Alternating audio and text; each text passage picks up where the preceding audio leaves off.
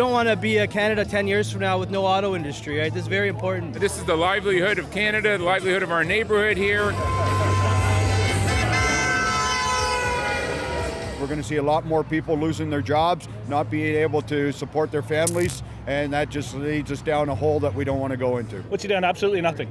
Bunch of lies. Maybe we can make some changes, and let's get rid of this EV mandate.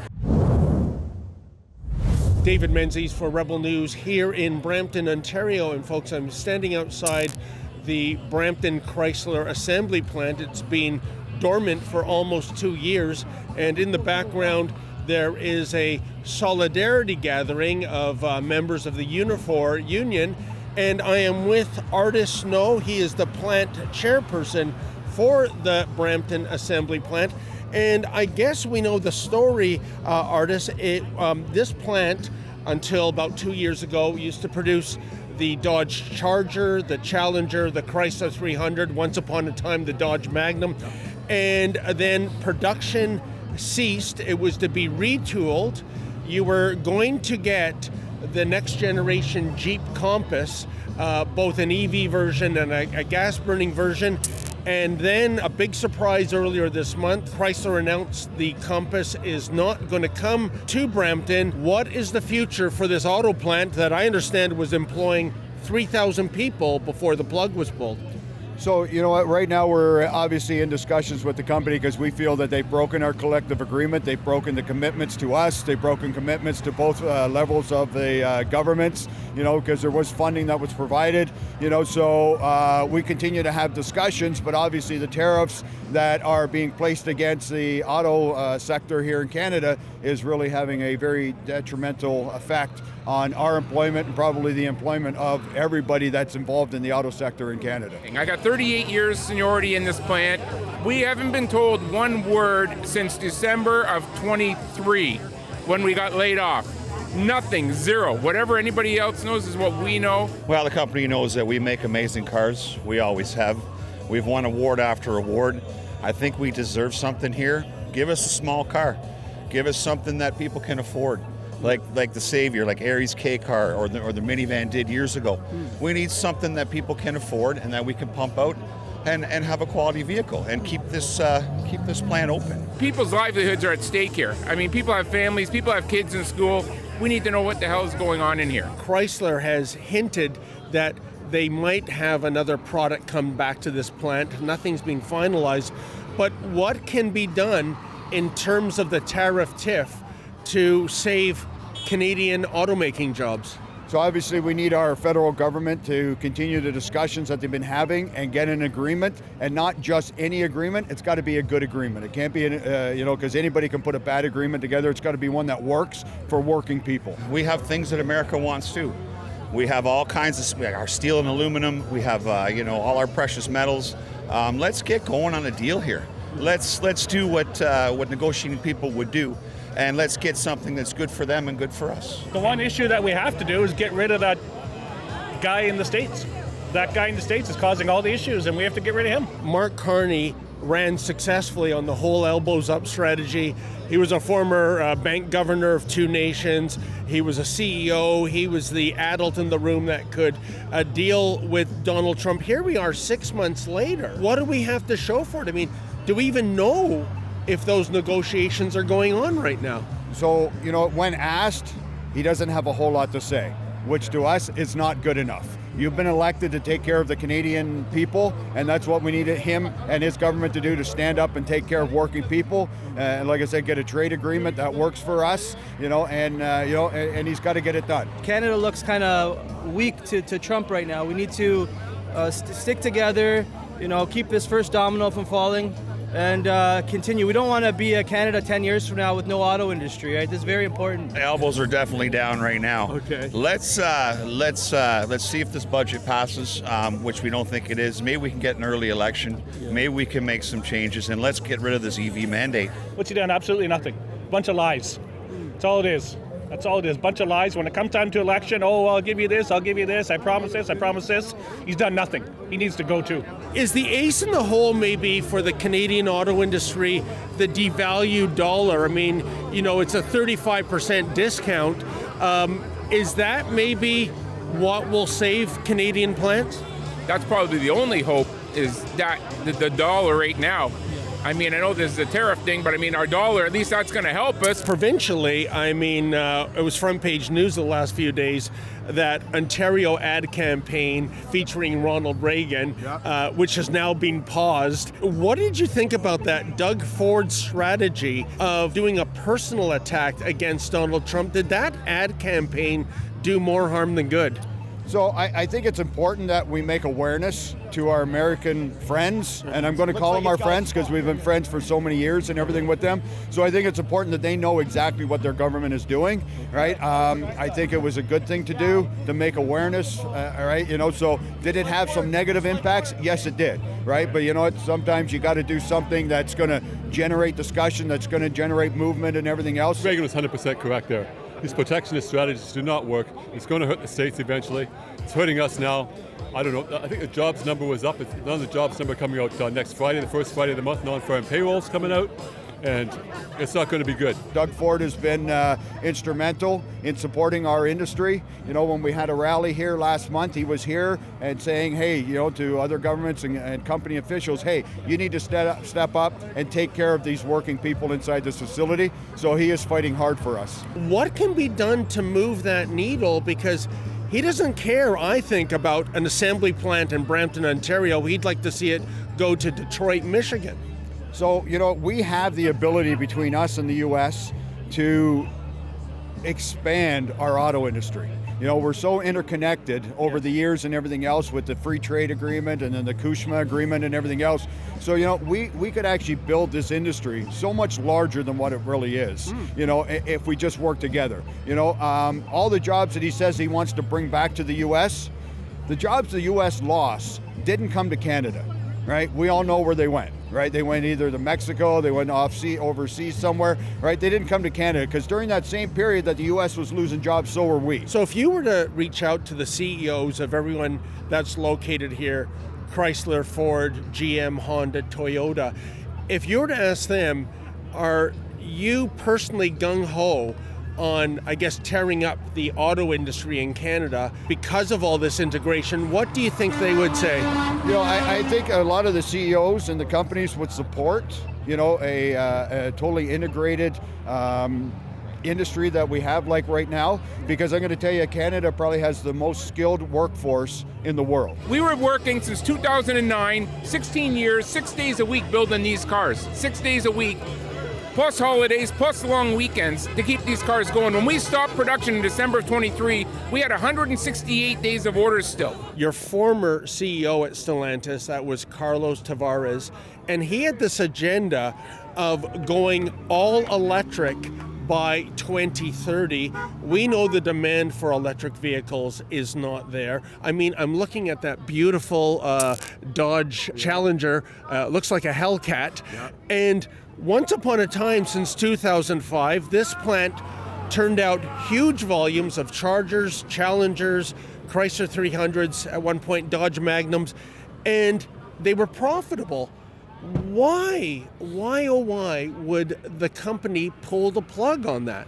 So the governments were mandating EVs, and you know what, and by 2035 you weren't able to sell a gas-powered vehicle in Canada and the United States. So our CEO put a 2030 plan to do it 5 years early, and as a result of that, you know, this is what we're dealing with right now. It was a dumb plan right off the start. It was a stupid plan, and like, look at the Challengers and Chargers that went to the States. They were going to go electric. They're not selling.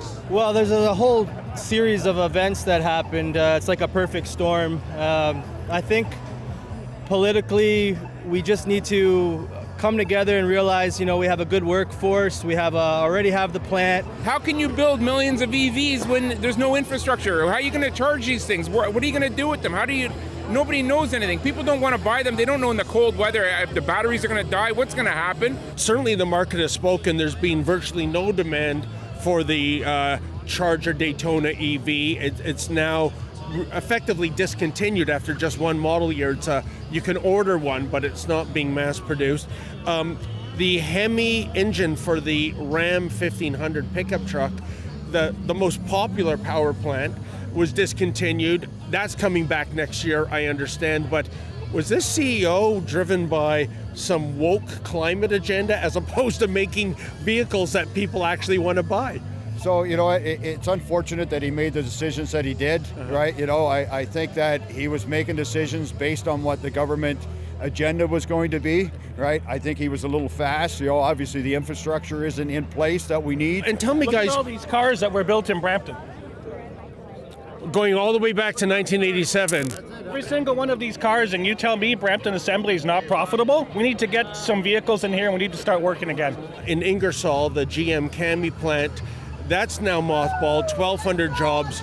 There's a rally there right now, as I understand it. But again, the Bright Drop delivery van, a full EV, they sold less than 2,000 units in Canada and the US. So again, I just go back to building cars that people actually want to buy. Yeah, because it's unfortunate because, those people in Ingersoll, they've been there, I think, since 92. There's people that have been there, that started there and retired out of there. So obviously, GM needs to step up and put something in that facility, to get those people back to work too. The Stellantis battery plant in Windsor, I believe the province and the feds have put $16 billion into that. What I cannot figure out, Artis, is why are there 1,600 Koreans employed at that plant? Because I think whether you're pro or anti-EV, you could always say, well, at least there's a lot of good paying jobs. Why are we investing billions to employ foreigners? Yeah, I'm really not involved with those discussions that are going on at that facility, so I really can't speak much to the 1,600. But, I'm going to tell you, if there's 1,600 jobs down there, there should be 1,600 Canadians that are working inside that facility. Can you make sense of that? Absolutely not, but that's just the way of this country. It's not Canada first anymore. We support foreign workers and we support foreign money, and we don't keep the money in this country. On a human level, what's that been like for you and your family? Well, it's been tough. We have had company support, which has definitely been a bonus, but we're all taking hits, and it's not just the fact that we're off, it's the fact that we don't know what our future is. Yes. We have children in school, children getting married, we have mortgages. Yeah. We need to work. It's been hard, right? Like, it's a loss of income, and it's been hard. It's hard not knowing what's happening. I've been a contracted employee. We have a lifetime contract in the plant. I've been here 25 years.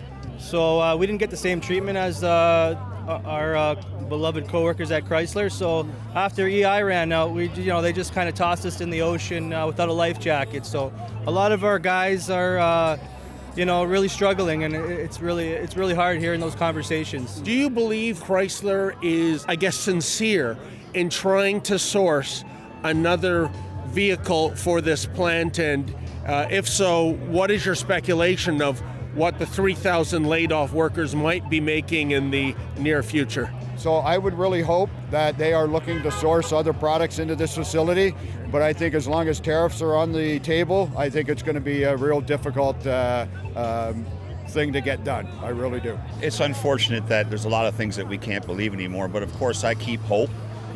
Because this is a great plant, and this company knows that it makes them money. Well, folks, as the Solidarity Rally continues outside the Chrysler Brampton Assembly Plant, what do we make of the future of the Ontario and Canadian auto industries?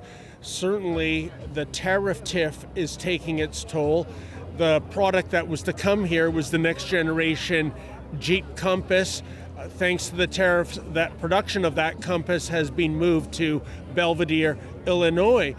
And in the Department of Plenty of Blame to go around, politically, what is Prime Minister Mark Carney doing? He told us 6 months ago he was the former CEO. He knew how to deal with Trump. He was a businessman, a Bank of Canada and a Bank of England governor, and 6 months later, there is nothing to show for it. Meanwhile, it seems that Premier Doug Ford is hell-bent on personally upsetting the president, and we know Donald Trump's personality. He doesn't like that. And also in the Department of Plenty of Blame to go around, let's not forget the former CEO of Stellantis, that was Carlos Tavares. He had this cockamamie plan called Dare Forward 2030. In other words, Stellantis, which is Chrysler, Dodge, Jeep, Fiat. It was all about building EV vehicles for a market that doesn't exist. I mean, let's consider what was built at this plant. This is one example, this gorgeous Dodge Challenger SRT Hellcat. Going back to 2005, Dodges and Chryslers were built here in sufficient volume and at a profit.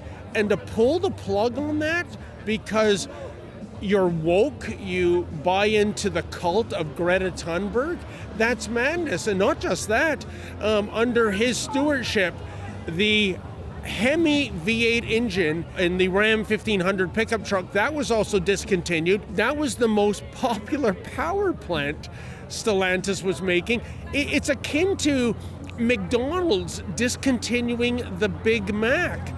And also, I can tell by talking to people here, when we go down the 401 to Windsor, which has 11.2% unemployment, the very idea that a heavily subsidized battery EV plant in Windsor to the tune of $16 billion is employing 1,600 Koreans when Windsor has 11.2% unemployment. None of this makes sense. But I guess in the weeks and months ahead, hopefully the negotiations will be back on despite stupid ad campaigns by Premier Ford. Hopefully this plant deserves to be saved because there's 3,000 people right now out of a job. Down the road in Ingersoll, there's 1,200 people out of a job. Let's hope the Ontario and Canadian auto industry can be saved somehow, some way. For Rebel News, I'm David the Menzoid Menzies. Hey folks, I know you love it when Rebel News tells you the other side of the story, but the fact is we need your help. Unlike the mainstream media trained seals, we don't get a single nickel of Mark Carney's slush fund media money, nor would we accept it in the event that hell froze over and it was offered to us. Here's where you come in. Can you go to rebelfieldreports.com? That's rebelfieldreports.com, and if you're able to, kindly make a donation.